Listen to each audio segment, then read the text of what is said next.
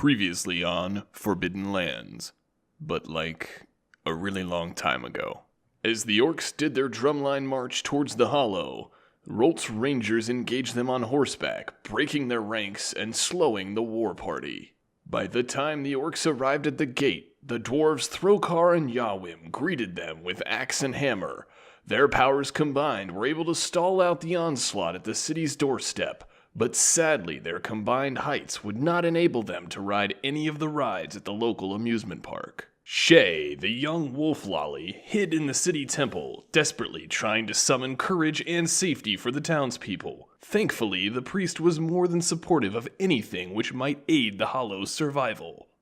After showing up to the party late, Srodid, the chicken-stealing goblin, elected to debate the circulatory anatomy of burbs before devouring the foot of the chicken formerly belonging to Gremla. Using his goblin voodoo powers, Srodid was able to take control of a circling hawk. I am assuming direct control. And basically obtain a map of the entire battlefield. Unfortunately for our adventurers, Srodid's feral nature and generalized inability to convey vital information in social settings left everyone unable to utilize the revelations for any tactical advantage whatsoever. But on the plus side, the viewers at home did receive a glimpse of the possible big bad for Season 1, Ooga Blood Booga. Wearing several amulets of Marrowman, it's very likely this super orc is exactly who caused the shortage of dwarves in the prologue. Srodid went on to do an in-depth and Socratic examination of the situation that would make Sun Tzu envious. Or rather, he chugged more tea to wash the burb taste out of his mouth.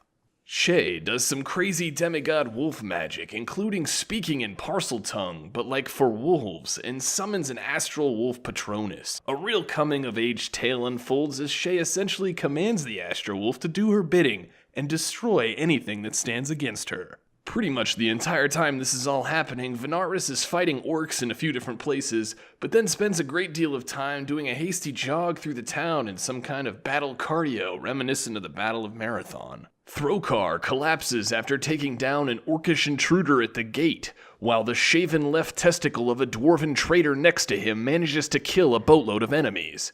Yawim is OPAF. Srodid begins gleefully strutting through town like he's just gained the opportunity to give a bunch of overprivileged children a tour of his candy factory, rather than having any care in the entire world other than his root tea-derived caffeine buzz. Venaris, having made it to a besieged wall near the western gate, decides to do a superhero landing on the other side. Srodid takes this moment to begin riddling Venaris with pejoratives that would make Miss Palmer blush.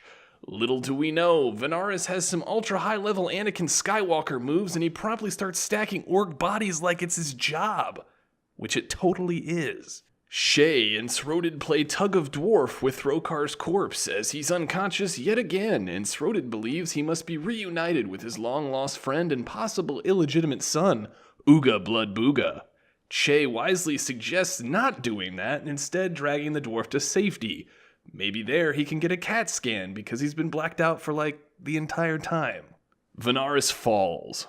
Not literally because he already did that super sick superhero landing, but without any backup, the waves of orcs finally overcome him. The ghastly mall cops that form the rest of the city watch ride their phantom segways over to help, but ultimately fail. The Astro Wolf summoned by Shay begins engaging mounted orcish warriors outside the town's walls. Ooga Blood Booga, smooth operator and all-around big bad, steals away amidst the waning battle.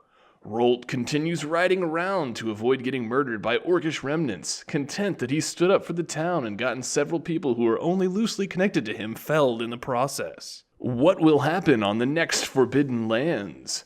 Will Srodid use his powers for good instead of misguided dwarven orc paternity testing?